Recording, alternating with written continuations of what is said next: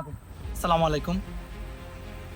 আমি আসলে এখন জাতীয় বিশ্ববিদ্যালয়ে ২ টা বিষয় সমাবর্তন এবং এই অনার্সের 4th ইয়ারের রেজাল্টের ইস্যু ২ টা ইস্যু নিয়ে আমি একটু আলোচনা করব। এবং আমাদের জাতীয় বিশ্ববিদ্যালয়ের ভিসি স্যার উনি লন্ডনের কয়েকটা ইউনিভার্সিটির সাথে সমঝোতা স্বাক্ষর গেছেন যেন আমাদের জাতীয় বিশ্ববিদ্যালয়ের শিক্ষার মান উন্নয়ন করার জন্য। এখন আমি স্পেসিফিকভাবে যদি বলি, আমানুল্লাহ স্যার আমাদের মনে করেন ৫-৬ মাস আগে সিলেট এমসি কলেজ আসছিলেন।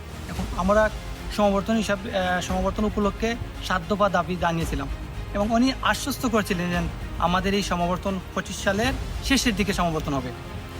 কিন্তু এখন নভেম্বর মাস, এই বছরের শেষ, আমরা কিন্তু এই বিষয়ে কোনো ফাইনাল সিদ্ধান্ত আসে নাই। এবং আরেকটা বিষয় বলি, অনার্স 4th ইয়ার, আসলে অনার্স 4th ইয়ারের রেজাল্ট নিয়ে আমি আসলে কথা বলার ছিল না, বাট গতকালকে আমার সাথে কয়েকজন শিক্ষার্থী গুরুদয়াল এবং বিভিন্ন কলেজের শিক্ষার্থীরা আমার সাথে যোগাযোগ করছিল যে তারা আগের বছর পরীক্ষা দিয়েছিল, কিন্তু তাদের পরীক্ষা অনেক ভালো হয়েছিল, কিন্তু রেজাল্ট খারাপ আসে এবং এর পরবর্তী তারা বোর্ড চ্যালেঞ্জ করার পরে সেটাও রেজাল্ট আসে নাই। কিন্তু দ্বিতীয়বার আবারও পরীক্ষা দেওয়ার পরে তাদের রেজাল্ট মানে ইমপ্রুভ হয় নাই, আবার খারাপ আসে।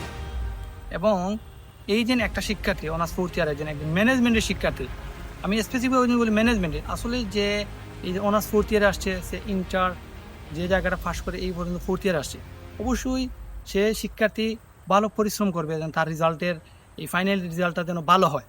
সো সেই জায়গায় একবার খারাপ করছে, কিন্তু এই বিষয়টা যখন আবার দেওয়ার পরে আবার যখন রেজাল্ট খারাপ আসে, তার মানে কি জাতীয় বিশ্ববিদ্যালয় অনেক অনিয়ম বিষয়গুলো আছে।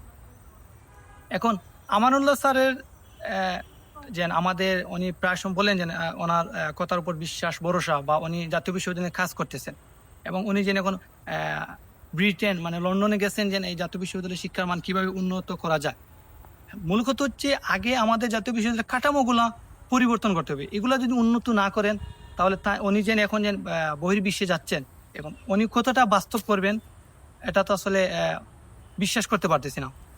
স্যারের দৃষ্টি আকর্ষণ করে বলতেছি যে আপনি এই রেজাল্টের অনিয়ম, এই যে শিক্ষার্থীদের যে হয়রানি, এই জায়গাটা আগে কাজ করেন এবং জাতীয় বিশ্ববিদ্যালয়ে যারা গ্র্যাজুয়েশন কমপ্লিট করছে তাদেরকে পূর্ণ মর্যাদা দেন, তারপর বহির্বিশ্বের সাথে সমঝোতা করে কাজ করেন। আপনি যে কথাটা দিয়েছেন, কথাটা দিয়ে যখন কথাটা রাখবেন, তারপরে পরবর্তী কার্যক্রমগুলো আপনার এই কথার উপরে আমরা বিশ্বাস করতে পারবো।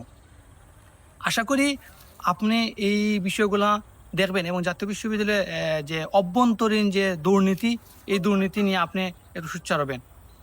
সেই আশা ব্যক্ত রেখে আমি আমার বক্তব্য শেষ করি। সালাম আলাইকুম।